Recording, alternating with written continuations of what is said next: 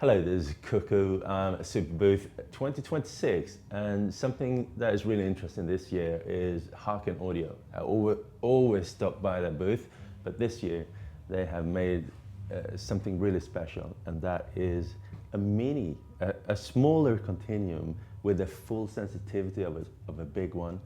And with me here today, I have Josh, who is one of the new faces at Haken Audio. He is excellent at presenting. You do a lot of presentations online for Haken Audio. Hello. Hello. Nice to meet you. Likewise. So could you tell me a little bit about who you are and what you do at Haken Audio? Yeah, sure. So I'm actually a composer for film, television, animation, and the Haken Audio instruments have been a very, very big part of my music, and I have a very deep connection with them. And over time, I've developed a really nice relationship with Lippo, Ed, and Christophe. And now, when I can, I present them, at least at Superbooth, and I do their videos online as well. Yeah, nice. And you should all check them out. They're really, really nice. Yeah. Oh, thank you.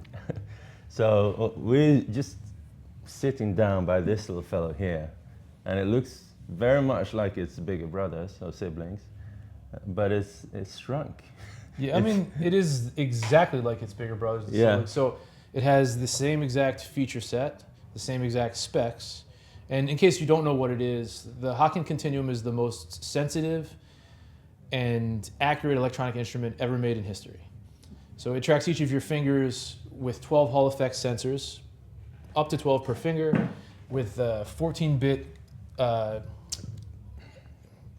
with a 14-bit AD converter, for each finger. So to put it simply, if I hold down a long note, like even 10 seconds with one finger, that represents hundreds of thousands of samples of my finger position. Pressure, left to right, and up to down. If I play a minute performance with a few fingers, we're talking about millions of samples of each finger position, completely independent of each other. Now, that sounds like an insane thing to try to do, and it's been in development since the early 80s. So why did Lippo Haken devote his life to this? The way I like to show you is with a hearing test. Yeah. This is a sine wave. This preset is actually not even one of the proper presets. It's from the utilities menu. Yeah. It's from starting from scratch or for testing your hearing. So basically, sine wave, left to right, is pitch, and pressure controls the volume. However, when you apply that to the most sensitive and accurate electronic instrument ever made,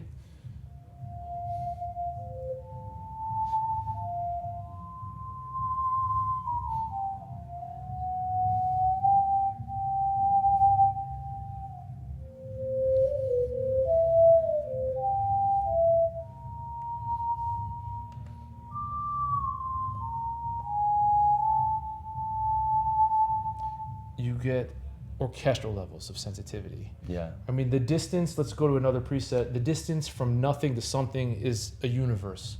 It's like looking at a drop of water under a microscope. So this preset gets brighter and louder as I press, and that's it. And again,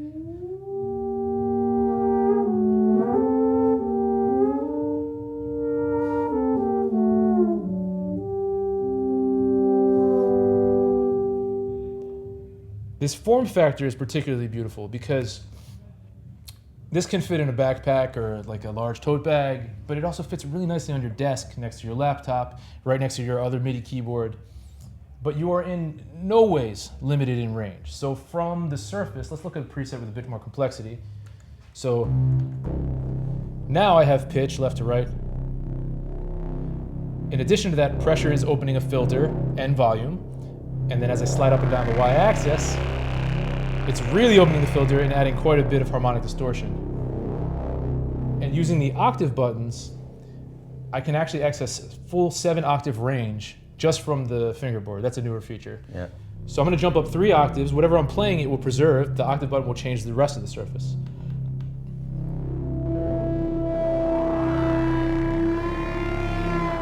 And remember, what one finger does has no effect on the others.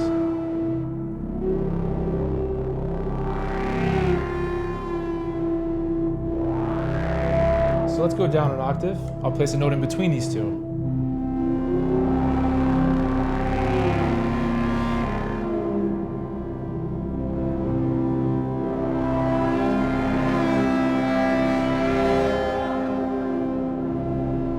even with the sound like this, you get these orchestral levels of dynamics and expression.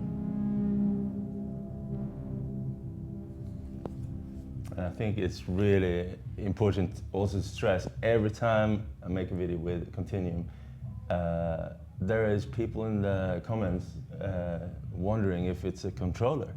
But it's really important to say that all of this sound is in the device, in the Continuum fingerboard. We have a computer rigged up here, but it's the editor, the software editor. So if you want to edit your sound and create it from scratch, you need to learn the software. But the sound is all coming from here. And actually what's kind of new in the last even year is that every single thing that I'm going to do in here today can be done from here directly. A lot of these features were my requests. So the menu system has become quite robust. Yeah. Soon we'll start shipping it with like a little card for all the shortcuts, because they've made all these really brilliant ways to scroll through what is now a massive menu with just 4 buttons. Yeah. Nice. And this is a pressable encoder, so like I can see the name of the preset. If I if I want to get into the menu, I just hit these 2 buttons. This will control whatever you're on, but if you hold down one of these you can control. Actually, I don't remember all the presets. Yeah, there you go. There's all these different shortcuts that I don't quite know right now. What's unique about it as well is just like the sensitivity is akin to an acoustic instrument. And when I say akin, I mean it's actually identical. It's physically impossible to touch the instrument the same way twice.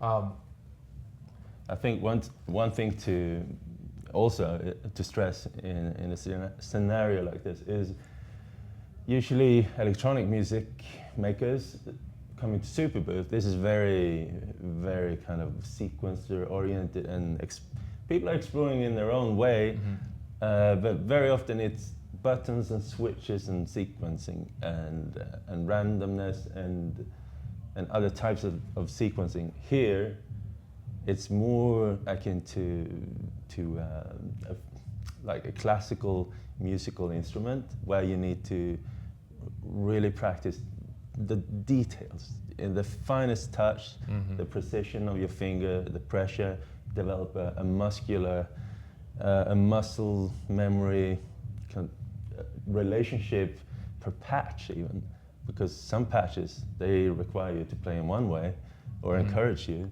where other patches they kind of encourage you to play in a different way. So I think I have, at some point I probably said something like, like people are used to sequencers and buttons and switches. Well, now you need to practice in a completely different way. Now you need to practice like a real musician. I don't mean it in a bad way. It's just like trying to explain like this way of playing is, anyone can do it. It's so the principle is simple. Yeah. But to play what you just did, you need to develop a very precise pitch awareness and be very precise with your intention on the keyboard. And but there are ways to help. Oh yeah, yeah. It's like rounding is a great example. So right now I have complete pitch freedom. The pitch is actually 17-bit, so it's even more sensitive than the other 2 dimensions. But if I go into this menu here, I can do what's called rounding. So with no rounding, no help. Rounding at 100%, it's quantized, which is not a desirable especially for this sound. Some sounds it is. You can even do rounding via different parts of the y-axis. Oh, nice. You can set a pedal to turn rounding rates up and down. Oh, cool. And then you can also, when I have it in between, it's basically telling me how fast does it go to the correct pitch. So relatively slow, nice. You see what I'm saying? Yeah. And you can also set the initial rounding, so you can decide if the first touch is perfectly in tune, and then it'll, if it is and the rounding is off, it'll quickly slide to the correct pitch. So for percussive instruments, for instance, that could great. be very. Also, I mean, for a great example for that would be if I want to play like a trumpet patch or like a horn patch, and I'm doing like, especially for work when I have to fake like certain, the budget isn't there for a horn section and I have to give something tomorrow, I'll put the initial rounding on, but the other rounding off, and it gives me this kind of realistic way of doing a stab. And then you can do the best of both worlds. So if I have the rounding rate somewhere in between and the initial rounding on, what's going to happen is, as I touch it, it'll be perfect, then it'll slide to where my finger is, and then it'll slide back at that rate. Oh, nice. Yeah. However, that is kind of a good segue into saying that some things really need to be unrounded. Yeah. Like this sound is a perfect example.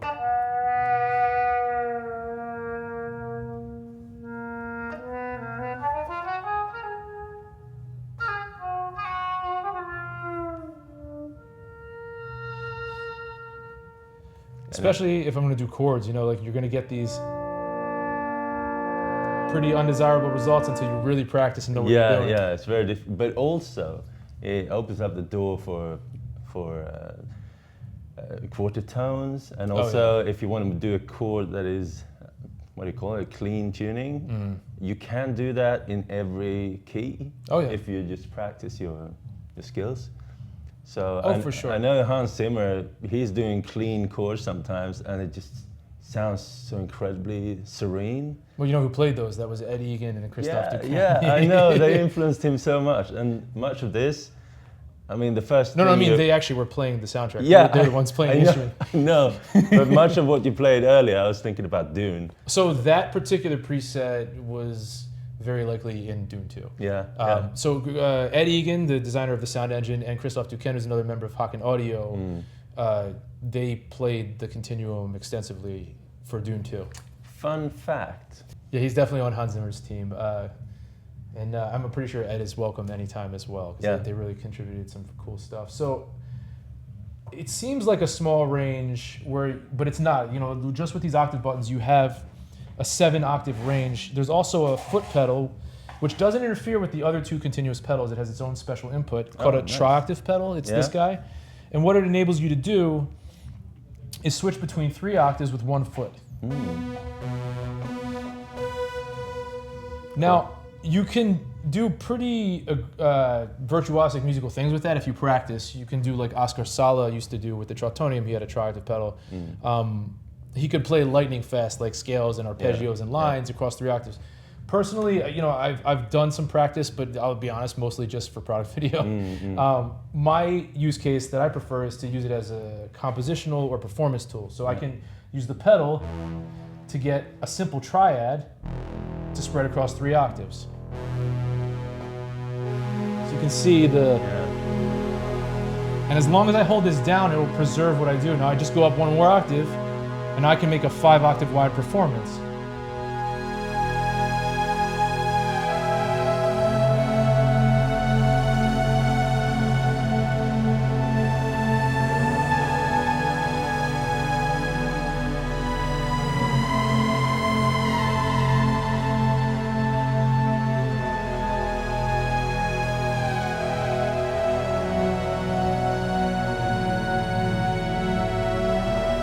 I'm going to let go of it and go down an octave.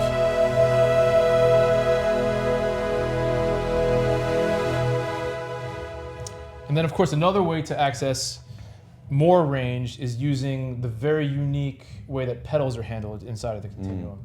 So first I'll just show you what makes the pedal special. By the way, I'm switching presets in here because I'm tired, but I could do all that in here. It's just easier to see what I'm doing. So there's 2 continuous pedals down here.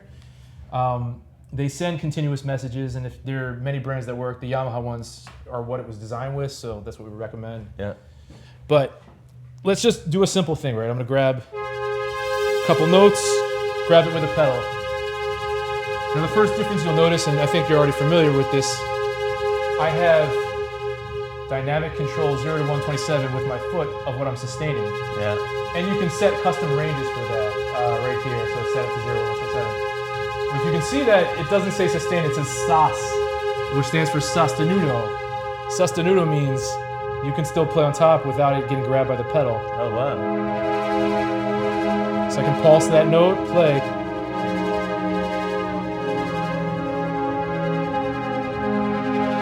And the Egan Matrix has 2 sostenutos, so I have a second pedal.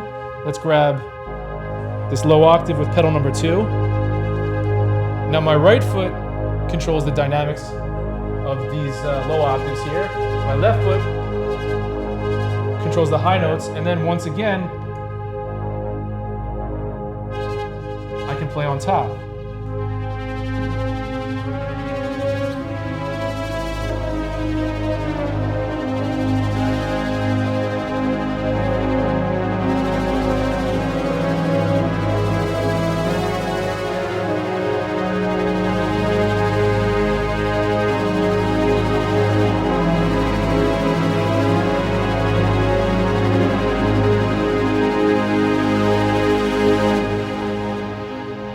it's a fun, different way to have expressive control over, that was probably 5.5 octaves wide. You know what I mean?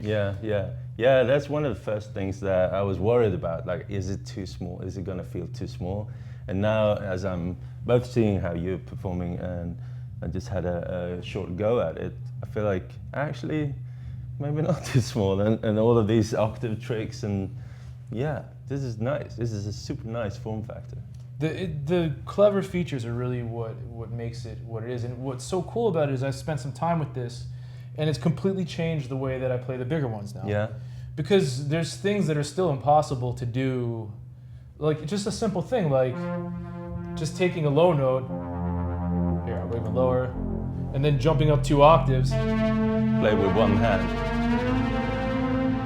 Yeah. Right? Like it opens up so many performative possibilities. Yeah. And you think differently, yeah. especially when notes are out of order. Yeah. You think really differently, Yeah. When this finger is playing higher than this finger, yeah. It changes what you're gonna do. Yeah, it's fun. That's interesting. And by the way, this little dot matrix display, you see the tuning as you're playing, which is really nice. And if you have some sort of rounding or if it's falling back into the pitch, you will see that there. Yeah, you can see the speed that. Yeah. It's also a nice educational tool. So this isn't the yeah. ideal sound here. Let's go to a simpler or less fat sound. So here's like a one with the rounding completely off. Yeah. You can use it to train yourself as well. Yeah.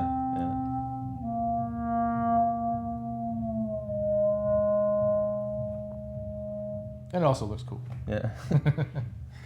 You were telling me about a feature that I've been hearing about for years that has been more of something in the labs, is capturing audio and then somehow turning that into a sound or resource you can use.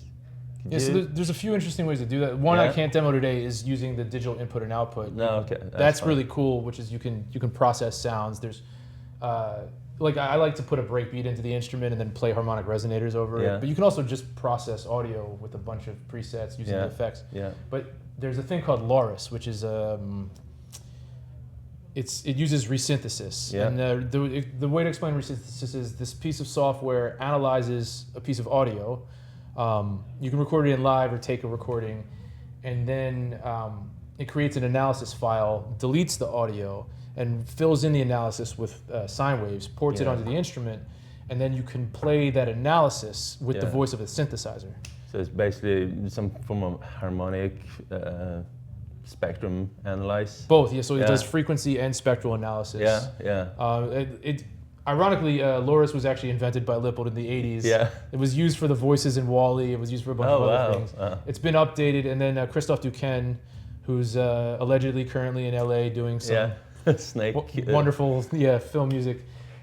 He took it and turned it into this really cool overlay that you can purchase. There's a free version where you can't save your sounds, and there's the pro version. I think it's like $100 or less.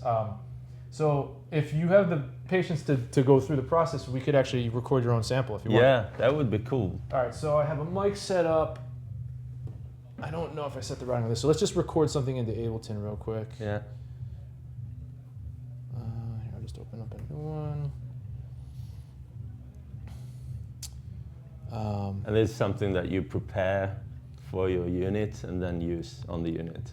Yeah, so you can basically create. I mean, you can save infinite analysis files. Yeah. But the unit will store 40 analysis files. But based on each analysis, you can make any number of presets. Is that 40 additional? So the analysis isn't a preset. The analysis is the information used to make a preset. Yeah.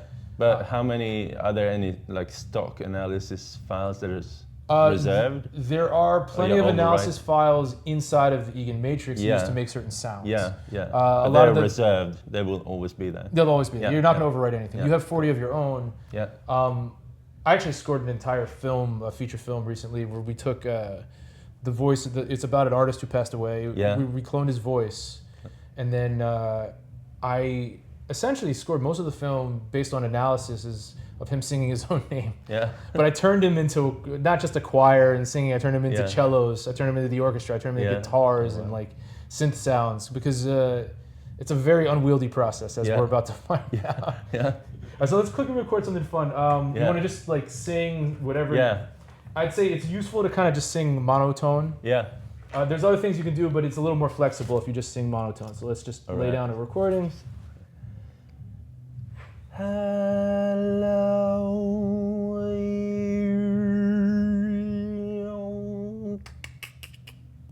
All right. Destroying it with some consonants. The consonants will be interesting. Yeah, yeah, that's what I figured. So let's just quickly print that out.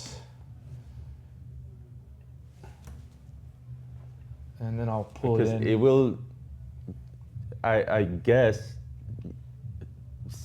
take samples, like sample points somehow. So it does slices. Slices, yeah. They're called, actually I'm about to show you. They're called partials, essentially. Yeah. You want to get down to about 64 partials, and I forget how many it does this way. Yeah. And then it uses those partials, it plays through them, and there's a bunch of different presets he made that'll kind of do different things on the fingerboard, and then you can mess with them. Let's explore. So, let's have some fun. So let me save this real quick. Analysis files, we'll call it Cuckoo.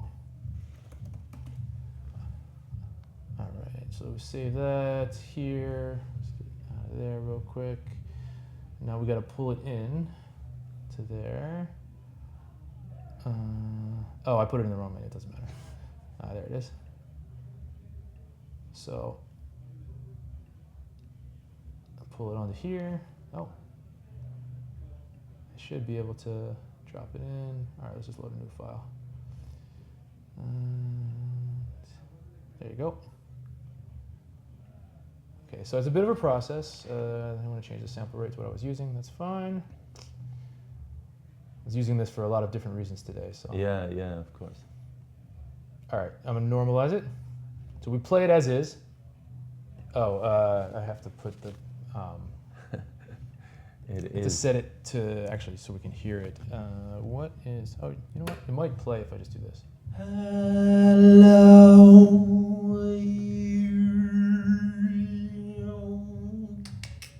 So I'm going to shorten it a little bit so we just kind of cut off the beginning. You want to leave the clicks in? Let's see what happens. See what happens there. So you do an initial analysis, and so right now it gave me 12,231 partials. To make a usable instrument, you need closer to 64. Yeah.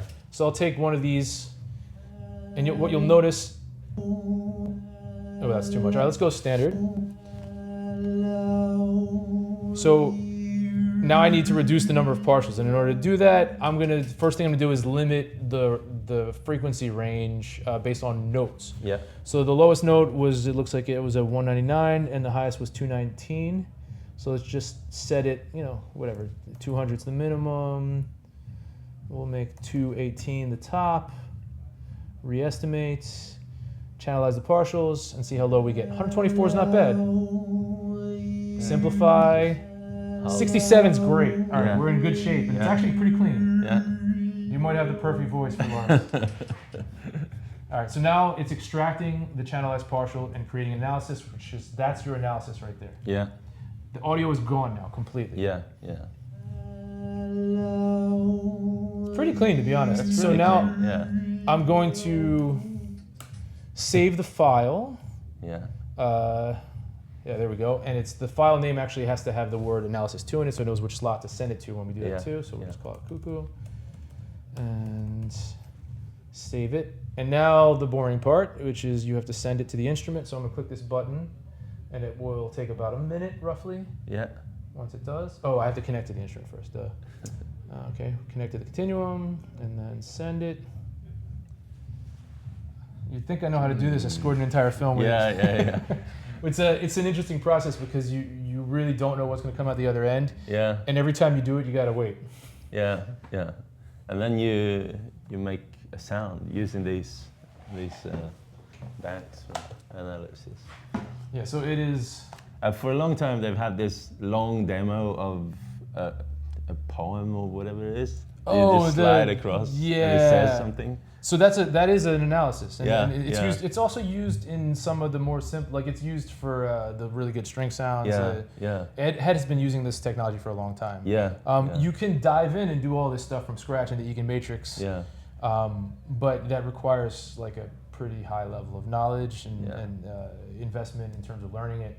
When you're making it, could you kind of dictate a little bit where you want a more dense number of slices?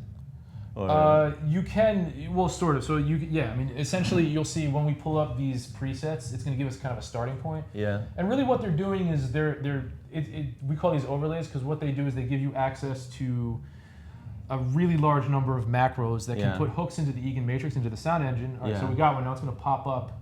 Let's start with cycling and see what we get. So now it's giving us a preset. And, I have to switch inputs now because now it's coming out of the continuum. Yeah. Oh, and now that's the first analysis. So we'll go to analysis 2, cuckoo. Yeah.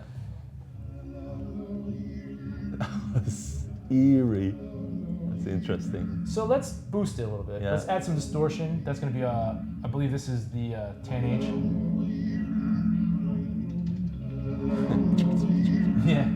You can change the speed. We can also sync them up so they're all the same.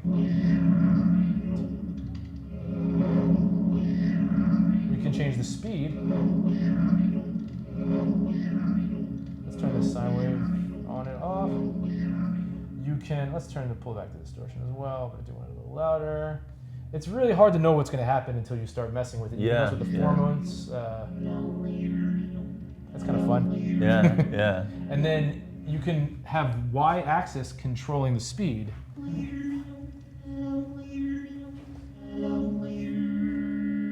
And when you do that, you can slow it down to a single partial. Yeah.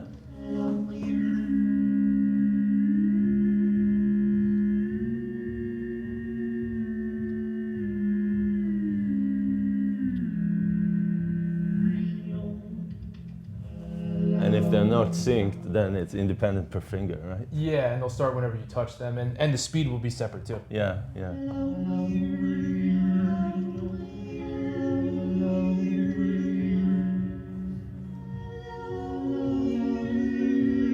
It's really wonderful. So, for instance, if you have a very particular instrument in mind, you can start out this way and then go from there. I mean, if you apply, so like there's the long reverb in here, let's just turn that way up, and let's grab a single partial and go up high. And I'm pretty sure we can get a very acoustic sounding thing. So let's just jump up.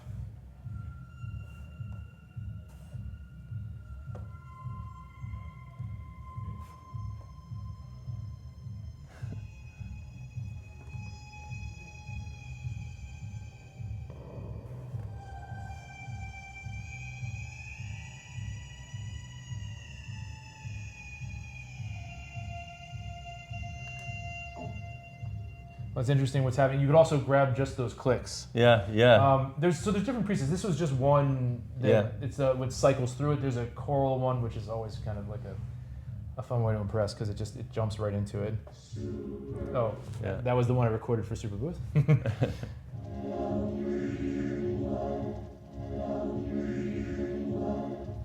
It's sometimes fun to go low.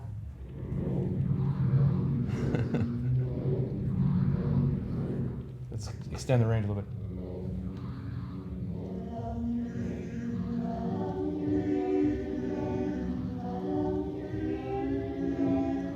And then, if you were to save this then onto the unit, can you then open it up in an Egan matrix and edit them? Or are they separate? It'll come up with macros too, which is kind of interesting. So all right, let's let's say this one. I'll show you one other thing real quick. This one is actually one of the ones that's kind of just a fun trick, which is this is a scrub, which means oh, that was the Superbooth one. Let's switch to yours. Yeah. So it'll scroll through the partials.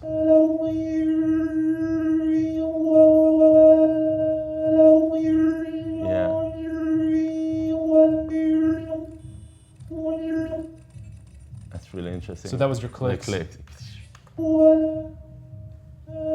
You're limited to the range that it was. So it'll stretch it across what it thinks is the range. Yeah, and you can tune them and pitch them. But here, let's just open up the choral one, make it sound kind of cool real quick, and then we'll save it as a preset. A little bit of distortion is helpful. I don't know, just randomly mess with the format. Unpitch it maybe. I don't know, just trying things. Oops. There we go.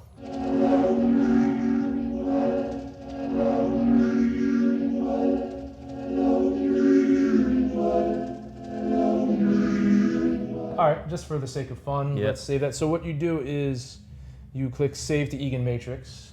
You pick a preset number in the user slots you want to save it to. Yeah.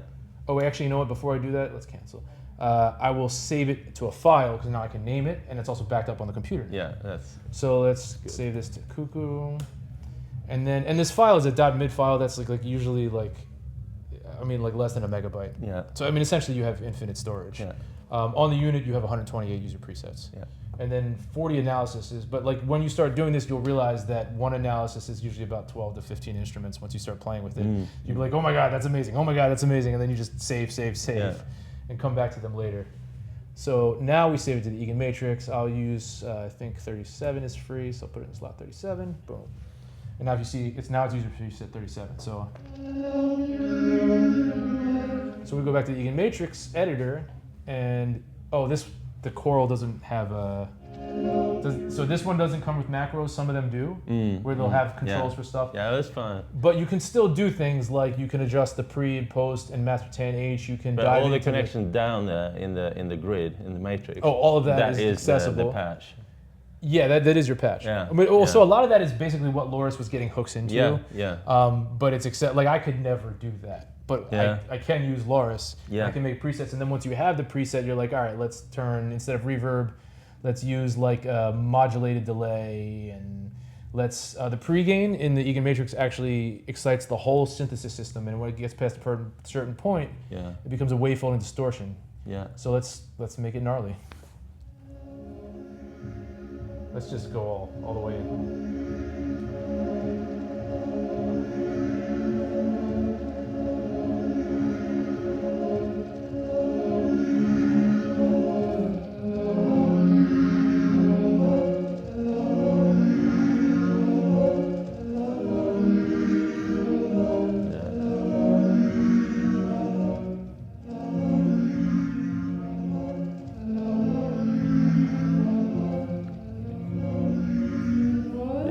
It's nice. I think this opens so many doors to creativity going wild and just exploring, like, oh, what if I start out with this very complex sound, like the resonance of a piano with open strings.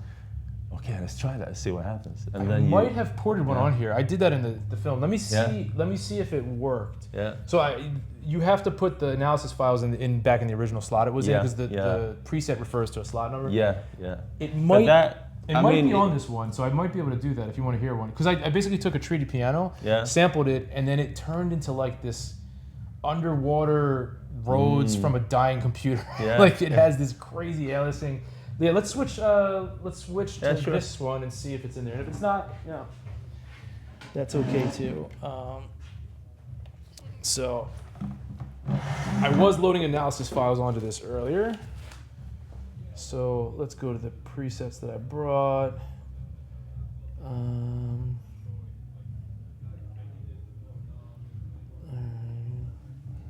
Piano. Let's just pop that into a free slot here. And maybe it'll work. If the analysis is in there, it'll work. I think it was. Oh, lovely.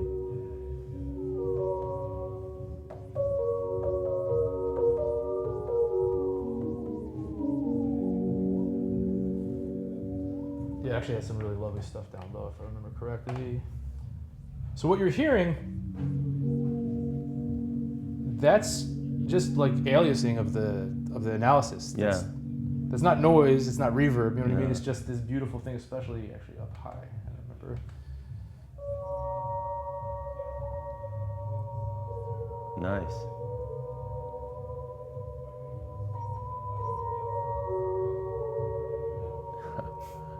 Yeah, that's wonderful. I think it's really cool that these, are you calling them layers, or what do you call them? Overlays. Overlays. That they, once you've done something there, it is actually just a patch. Yeah. And if you know your way around Egan Matrix, which maybe fewer people do, you could just open it there and refine it the way you want it there. Well, even if very you're cool. not an expert, like you can do very basic things, like pre-gain the distortion here, the reverb, there's the recirculators, you know, the basic stuff that goes a really long way. Oh, this one, look, it has macros. I didn't even think about that. And all this stuff can be mapped, you know, to MIDI CC, so I can just have knobs controlling. Yeah. So I can change the length. I think one thing that I found myself doing when I was using the Continuum for my film score, that's the way I got into it as well, I learned enough to kind of refine the pressure curve to my liking, and that could do a really big impact on how you play the sound. Oh yeah. I mean, if you look for the words X, Y, or Z, X is going to be pitch, Y will be the Y-axis, and Z will be pressure. Yeah. So if you look for those, it's going to be influenced by that. I mean, that's a kind of a starting point. Just be careful, because there are things you can do by accident to make it go kaboom, because it is. I mean, it's probably the most powerful digital synth engine, you know, out there. Yeah. It can do anything, but you know, you have to kind of. It can spiral out of control. There are safety measures to prevent that, but it can still. Yeah, exactly. But I mean, if you were to look at, I don't know, I'm just picking a random preset. These aren't even the ones I saved. This. Can we find a Z somewhere? There, you can even see it in here. So like these formulas are deciding, essentially with each different formula that's affecting a patch point in here, how is the x-axis, the y-axis, and the z, which is pressure, being affected. So I saw a z here, maybe I want to try to change this value and see what happens. Change the starting point, it might have an effect. It might not, and you just kind of play around until you find something. But even without that, like there's just effect, like simple things like the pre-gain will have a huge effect. So if I just turn that down, I know it's going to have less excitement. So just turning the pre and post up, pre down, you're going to get a very different effect.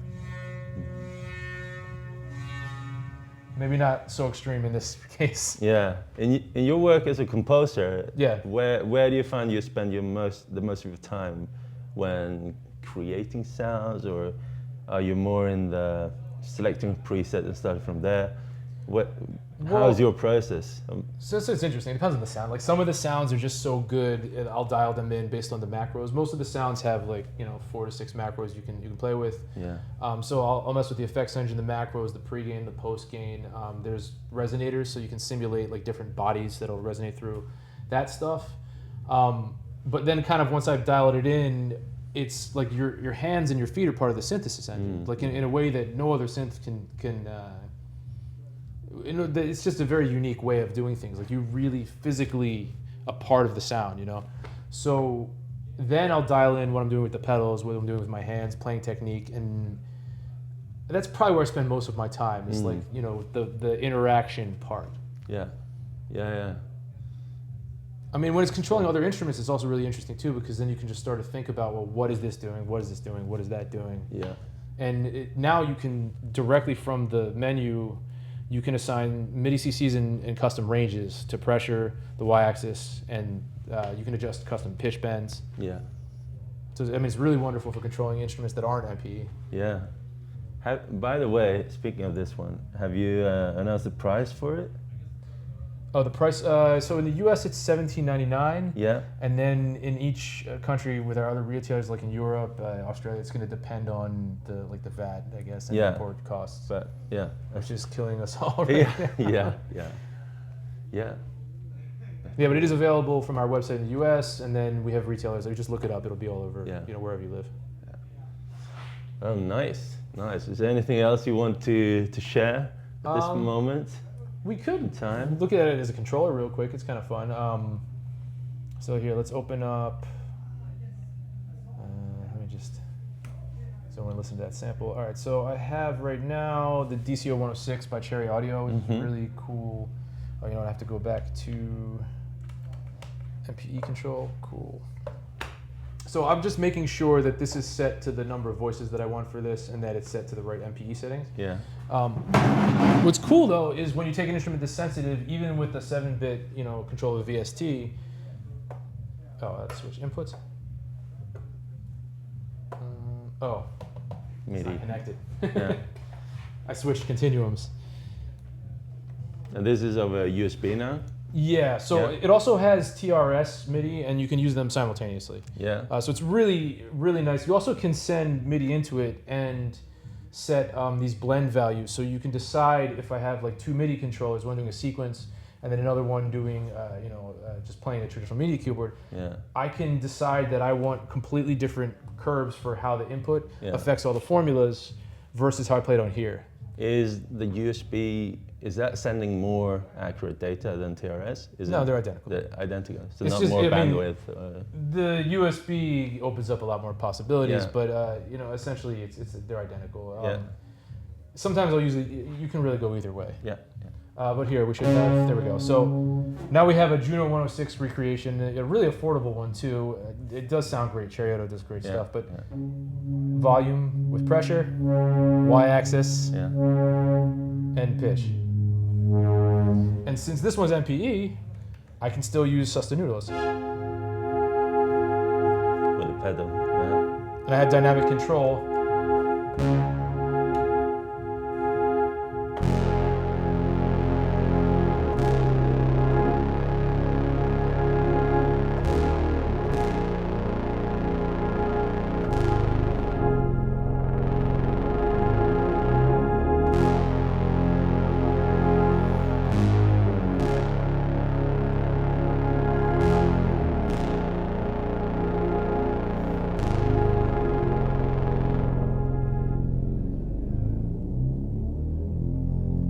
And because right now I'm just using MPE, I can actually set separate values for what it's sending out via MIDI CC. So I can assign, this pedal could be doing sostenuto, and essentially the sostenuto is just interacting with the continuum. So the synth thinks that I was playing those notes and just swelling them with my fingers. But simultaneously I can assign the same pedal MIDI CC value and a MIDI CC number to custom control, let's say, like effects on it. Yeah. So I could be swelling effects or another instrument with my right foot and do another one with my left foot, and simultaneously be affecting the sostenuto. Yeah. I mean, incredibly flexible, and all of that you can actually just do directly from the Continuum. You don't even need the computer for it. That's really nice. Yeah, well, thank you for this deep dive into many aspects of this, the Continuum world. Trying to think of if there is anything else, but I think we covered a lot.